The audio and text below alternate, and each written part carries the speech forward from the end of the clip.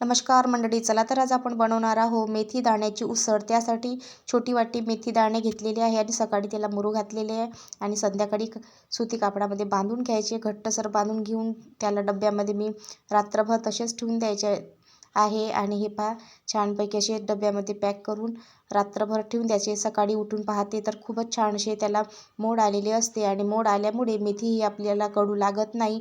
पाहू शकता आतमधून दस्तीच्या बाहेरच अशी मोड निघालेली आहे। पहा किती छान अशी फुलली आणि मोड आलेली आहे। अशी मेथी तुम्ही खा, थंडीचे दिवस आहे तर खूपच तब्येतीला फायदेशीर असते। थोडी टाकली तर खूप सारी अशी फुलून येते। आणि आता फोडणी करूया आपण। तेल टाकलेलं आहे, जिरा मोहरी टाकून घ्यायचं आणि लसणाची पेस्ट टाकून घ्यायची आणि छान होऊ द्यायचं। आणि नंतर कांदा टाकून घेतलेला आहे आणि कांदा टाकल्यानंतर कांदा आणि लसूण पेस्ट फिरून घ्यायची छानपैकी।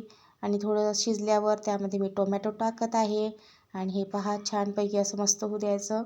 आणि टोमॅटोसाठी कांदा लवकर शिजला पाहिजे, टोमॅटो पटकन, म्हणून आधी 1 चम्मच मीठ टाकलेलं, त्यावर थोडी बारीक करून टाकलेली हिरवी मिरची, हळद टाकून दिलेली आहे। आणि हे आता मेथी दाणे आपल्याला टाकून घ्यायचे आहे आणि पहा छानपैकी असं मिक्स करून घ्यायचं। पहा किती छान दिसत आहे ते। आणि त्याला छान अशी वाफ येऊ द्यायची। वाफ आलेली आहे आणि पुन्हा त्याला फिरून घ्यायचं आणि थोडंसं पाणी टाकून घेत आहे, थोडंच टाकायचं बरं। आणि छान अशी आणखीन एक वाफ येऊ द्यायची, दणदणीत अशी वाफ आली की आपली रेडी आहे मेथी दाण्याची भाजी। अशी भाजी करून पहा, थंडीच्या दिवसात फारच फायदेशीर आहे आणि कडू पण नाही लागत। आणि मुलांना द्या, तुम्ही पण खा।